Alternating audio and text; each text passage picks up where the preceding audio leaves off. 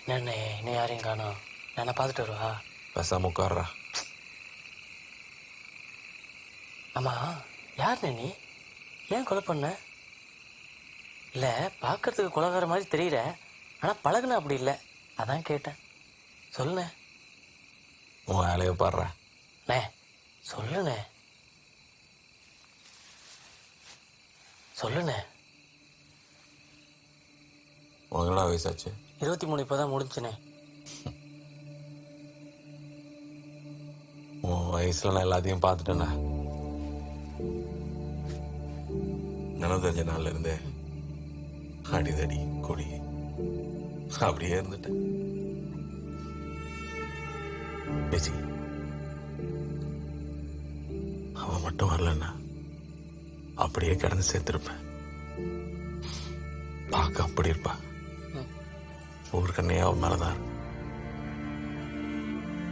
ஆனா அவளுக்கு நான் அவ்வளோ இஷ்டம்.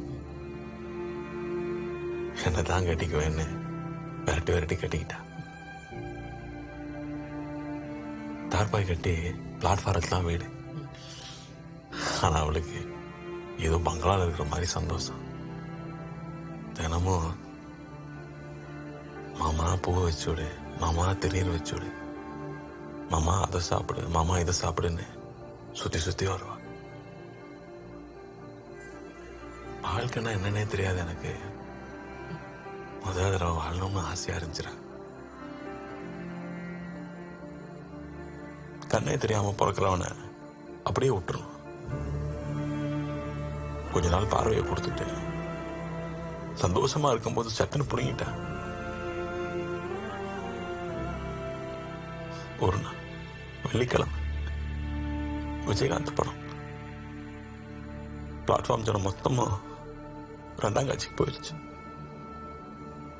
நாங்க மட்டும் போல. ஏன்னா அவன் முழுகாம இருந்தா. கடையை எடுத்து வச்சுட்டு 2 பேரும் படுத்துட்டோம். திடீர்னு ஐயோ மாமான்னு ஒரு சத்தம். கண்ணை திறந்து பார்த்தா புள்ள காய்ச்சின்னு கூட பார்க்காம அவளை தூக்கிட்டு போயிட்டு இருந்தாரு.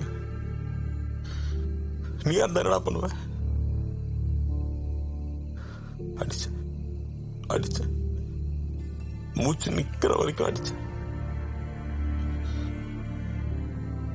என்ன கைது பண்ணி கூட்டிட்டு போகும்போது புள்ள தாச்சு நான் ரோட்ல நின்று மாமா என்னை விட்டுட்டு போகாத அழுதான்.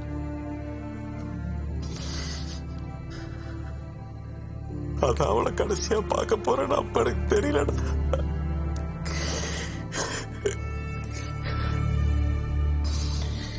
கண்ணை மூடி கண்ணை துறக்கிற கூட எல்லாம் போச்சு. மாமாங்கிற குரல், அவ வேர்வை வாசம், அதை வச்சுதான் காலத்தை ஓட்டிக்கிட்டு.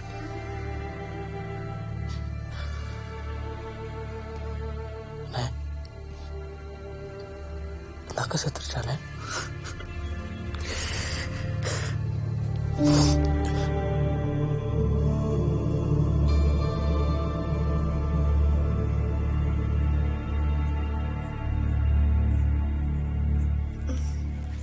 என்ன போல இன்னும் தூங்காம என்ன பண்ணிட்டு இருக்க?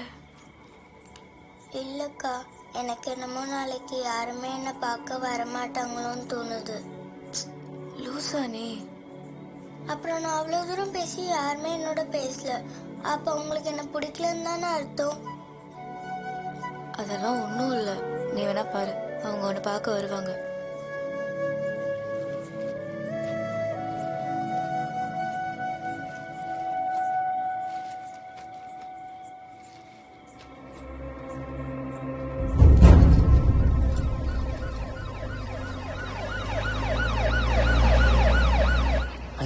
நீ போயிருந்தேன். என்ன லாரியெல்லாம் பார்க்காத, நான் பார்த்துக்கிறேன். நீ போயிருந்தேன். எப்படி பாதிலே விட்டு போறது? அண்ணே, அது அவங்களுக்கு தெரிஞ்சவங்க விட்டாங்கண்ணே, அவங்க பார்த்துப்பாங்கண்ணே. நீ போய் உன் பிள்ளைய பார்க்குற வழியே பாருண்ணே, போனே. அந்த அளவுக்கு என்ன மாதிரி ஒரு புள்ள இருக்கு. பாவம் நல்லா வேண்டா. அது எப்படி உனக்கு தெரியும்? காலேஜ் போலீஸ்காரன் புத்தி காமிச்சா என்ன பண்ணுவேன்? 10 வருஷம் ஜெயில கெட்டவங்க கூட இருந்துட்டேன்டா. நல்லா என் கண்ணுக்கு துண்டா தெரியவான். இவரு நேத்து வரைக்கும் அனாதை நினைச்சு இந்த புள்ளைகிட்ட நல்லா அப்பா பார்க்க வருவான்னு சொன்னல. இப்ப உங்க அப்பா வரமாட்டான், வர வழியில குத்தி போட்டாங்கன்னு சொன்னா அந்த புள்ளையோட நிலைமை நான் யோசிச்சு பாத்தியா நீ? போலீஸ்கார குடும்பத்தை கவர்மெண்ட் பாத்துக்கோ. உன் பிள்ளை எவனா பாப்பா? அடுத்தவங்களுக்கு உதவி பண்ணதெல்லாம் போதும், போய் உன் வாழ்க்கைய பாரு. தயவு செஞ்சு சொல்றேன், போயிருந்தேன்.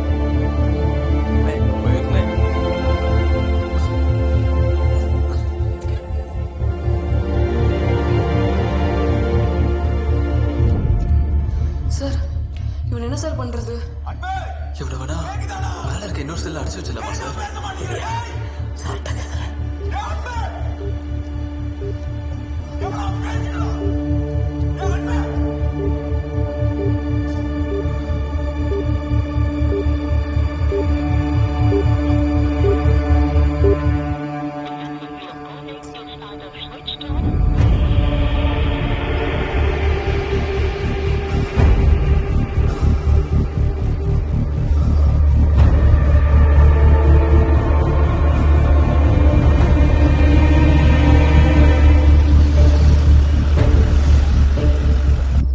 ஹேண்டில் பண்ண தெரிஞ்சோட தான் கூட அனுப்பியிருந்தேன். செக் போஸ்ட் பக்கத்துல குத்தி போட்டிருக்காங்க சார். ஆனா யார் பண்ணாங்க என்ன ஏதுன்னு எதுவுமே தெரியல. சரி நீ ஒன்றும் பண்ண, இப்ப 2 பேர் பாடியும் இந்த ஸ்கூல் பஸ்ல ஏற்றிட்டு போயிடும். சரி சார், நான் டாக்டர் அமிர்தர் கிட்ட பேசிட்டேன். ரொம்ப முக்கியம் இந்த விஷயம் வெளியே ஒருத்தர் கூட தெரியக்கூடாது. Okay sir. நேரம் உங்களை ஜோஷோ கிளினிக் கூட்டிட்டு போ. எமர்ஜென்சின்னு சொல்லு, புரிஞ்சுப்பாரு. சரி, அஜய் பாடி அங்கேயே இருக்கட்டும். Okay sir. அவர்கிட்ட போய் கிளம்புறேன்னு சொல்லிட்டு வானே. சரி நீ கிளம்பு, நான் பாய்ஸ் கூட ஜாயின் பண்ணிக்கிறேன். Yes sir. டேய், என் பிள்ளைய பார்க்கணும்னு தான்டா வந்தேன். அவ எப்படி இருப்பான்னு பார்த்துட்டேன், அவ குரலையும் கேட்டுட்டேன். இப்ப அவன் நல்லா இருக்கணும்னு நினைக்கிறேன். அந்த என் பிள்ளைய ஆளாக்குறேன்டாண்டா. அந்த ஆளுக்கு ஏதாச்சும் நாய் நான் உயிரோட இருந்தா 2 பிள்ளைகளை வாழ்க்கலாம் நிற்கும். அதுக்குன்னு இப்ப நான் கூட இருக்கிறது முக்கியம் இல்ல, அவ சந்தோஷமா இருக்கிறது தான் முக்கியம். அதான் என் உசுரை கொடுத்தாவது அந்த ஆளை காப்பாத்திடலான்னு முடிவு பண்ணிட்டேன். என்ன அப்பா அம்மா 2 பேருமே இல்லாம நல்ல ஸ்கூல்ல படிச்சா மட்டும் உன் பிள்ளை சந்தோஷமா இருந்துருமானே? டேய், உனக்கு இதெல்லாம் புரியாதுடா. எனக்கு ஒரு உதவி பண்றியா? நான் உள்ள இருந்தப்போ ஒரு 3 வருஷம் பேக்கரியில் வேலை செஞ்சேன். கொஞ்சம் பணம் தேடிச்சா என்ன வாங்கலான்னு யோசிச்சப்ப விஜய்க்கு ஜிமிக்கினா ரொம்ப பிடிக்கும். அதான் அதே வாங்கிட்டேன். எனக்கு கமிஷன் ஆஃபீஸ்ல ஏதாவது ஆயிடுச்சுன்னா என் புள்ளட்ட கொண்டு போய் சேர்த்துறியா? பத்திரம்டா. ஏய், அப்பா கொடுத்தாருன்னு சொல்லு. எங்க இருந்தாருன்னா? ஜெயில்ல. போடா. வேற என்ன நான் சொல்றது? துபாயில பெயிண்டரா இருந்தாருன்னு சொல்லு.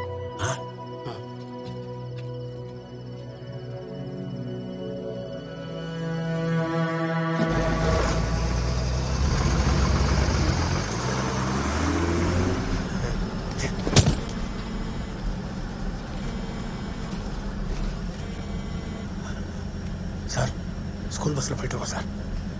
ஆமா சார், ஹாஸ்பிட்டல் தான் போயிட்டு இருக்கோம். எந்த ஹாஸ்பிட்டல் டிப்ஸுக்கு ஃபோன் பண்ணி சொல்லிடுறேன் சார். அது போலீஸுக்கு அவங்களுக்குமான தனிப்பட்ட பிரச்சனை, அவங்க பார்த்துப்பாங்க. ஆனால் அந்த விஜயை மட்டும் உயிரோட விட்டுட்ட நம்ம மாட்டிப்போம். சார், நீ எப்படியாவது அவனை முடிச்சிடு.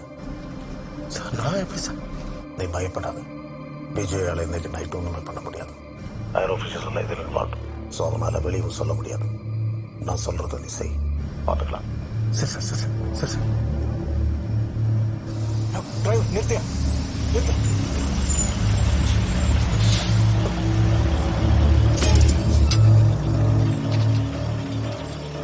சார், அவர் போதும் தெரிஞ்சிச்சு போல.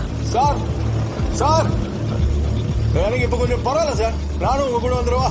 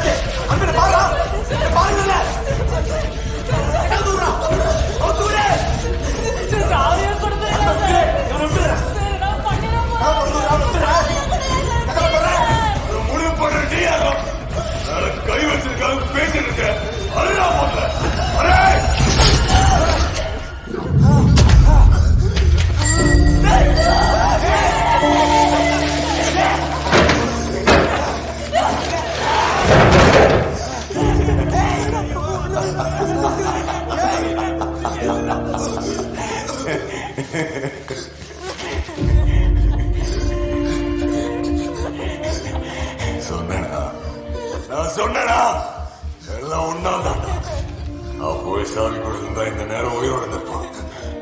இவன் மட்டும் இல்ல, அவன் அவன் அவன் 30 பேர் வெளியே இருக்காங்க. உள்ள வந்தாங்க. உங்க நிலைமை யோசிச்சு பாத்தீங்களா? இன்னும் 2 நிமிஷத்துல சாமியை கைக்கு வந்துடும். சரக்கு எடுத்துட்டு ஒன்னாவே வீட்டுக்கு போவோம். ஒன்னா சாமி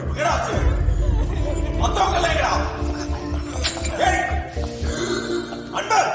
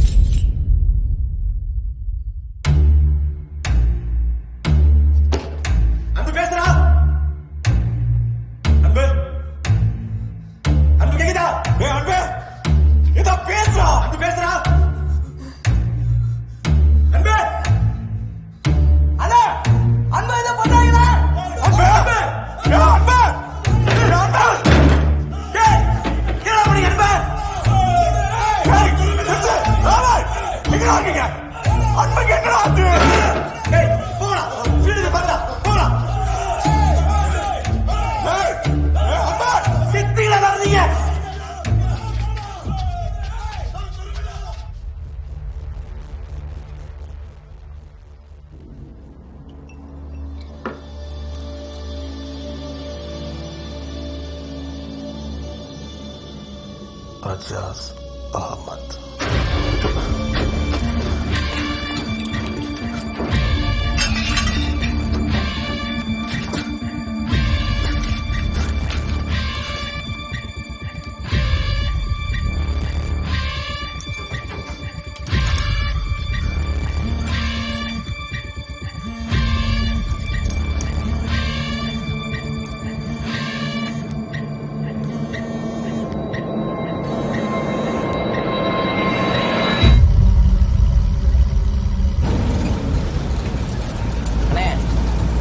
தாண்டிட்டா ஊர் வந்துருனே. அதுக்கப்புறம் கவிதா ஆஃபீஸ் ஈஸியா போயிடலாம்.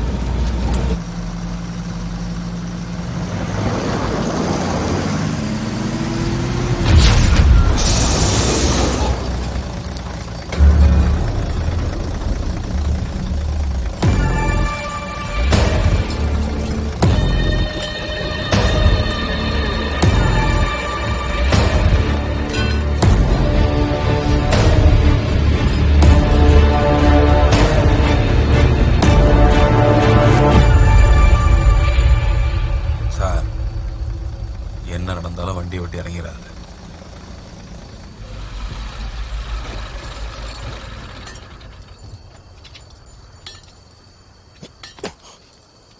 இந்த பாருப்பா, நீ தேடி வந்த போலீஸ்காரெல்லாம் யாரும் இங்க இல்ல. எல்லாரையும் அனுப்பிச்சாச்சு. நான் தான் டில்லி. நான் பாத்துக்கிறேன் சார். பின்னாடி வா சார். உன் ஆளுங்க அடிச்சது நான் தான். பேசுறதா தான் வந்து என்கிட்ட பேசியா?